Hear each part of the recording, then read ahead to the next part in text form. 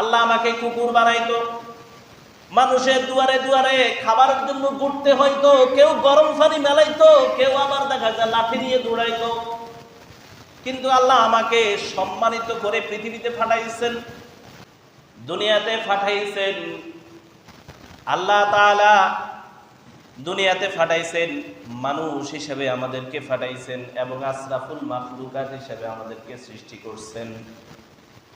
আল্লাহ ইচ্ছা করলে আমাদেরকে গরু ছাগল বানাইতে পারত, ইচ্ছা করলে আমাদেরকে আমার বাড়ির পাশে যে কুকুর আছে কুকুরের মতো আমাকে সৃষ্টি করতে পারত।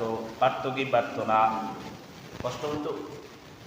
আল্লাহ পারত কুকুর বানাইতে, আল্লাহ বিড়াল বানাইতে পারত, সমুদ্রের মাছ বানাইতে পারত, উড়ন্ত পাখি বানাইতে পারত। পারত কি পারত না?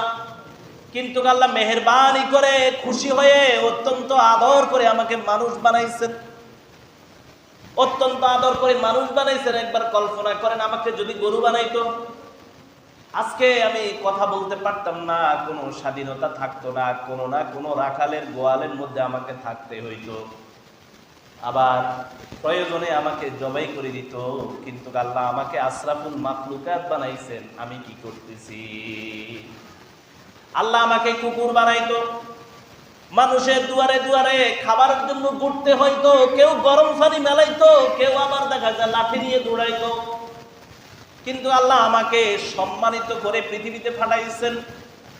শুধু মানুষ বানাইয়া আল্লাহ আমাকে শুধু মানুষ বানাইয়া পৃথিবীতে পাঠাইছেন এমন নয়, আল্লাহ আমাকে মুসলমানের ঘরে পাঠাইছেন এবং আল্লাহ আমাকে মুহাম্মাদুর রাসূলুল্লাহ সাল্লাল্লাহু আলাইহি ওয়াসাল্লামের মতো আদর্শ নবী, আদর্শ উম্মত হওয়ার জন্য কবুল করছে।